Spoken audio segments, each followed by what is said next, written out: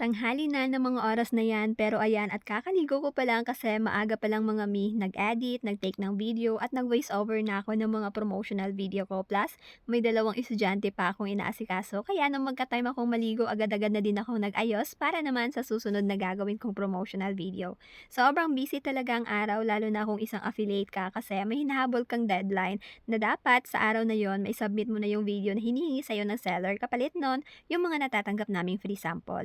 Sa isang product, 3 videos ang kailangan mong mai-submit at minsan may mga seller namang nanghingi ng 5 or more videos lalo na kung yung mga pinopromote mong products ay kabilang sa home improvement katulad ko. Araw-araw talaga akong nag-aayos kahit nasa bahay lang naman ako kasi syempre gusto ko rin na maging presentable din itsura ko sa video na ipapakita ko sa inyo. Tungkol naman sa mga product na ginagamit ko, pinapadala din yan sa akin ng mga seller. In short, kahit araw at gabi pa akong mag-retouch ng mukha ko, wala din naman akong gastos. Katulad yung mga nilalagay kong eyelash cluster na yan, kahit hindi pa ako marunong, pinagpapraktisan ko talaga kasi kailangan ko ding mai-promote yan. Paano mo ba naman maipapakita maganda yung quality kung hindi mo pa nasusubukan, di ba? Pero sa skincare mga hindi ako naglalagay ng kung ano-ano pagdating dyan kasi sa mga ganyan gusto ko stick to one lang. Fast forward, binitbit ko na nga yung parcel ko kasi doon ako magvi-video sa second floor ng bahay namin para maliwanag naman yung kuha ng mumurahin kong cellphone.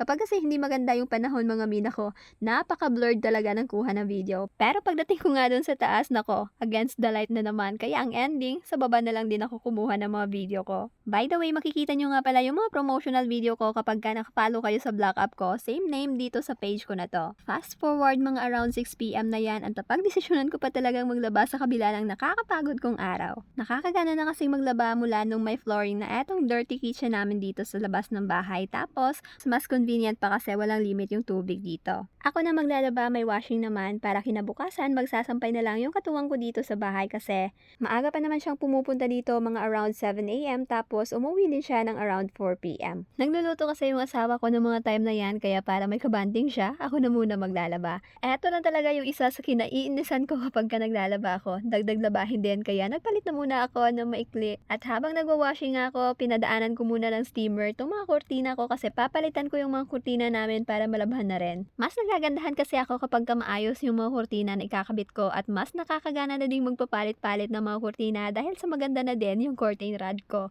Na dati kawayan lang yung gamit ko pero ngayon may pa double rod na. Tinulungan na din ako ng asawa ko na may kasamang pangungutya yan kasi Kulang sa hay.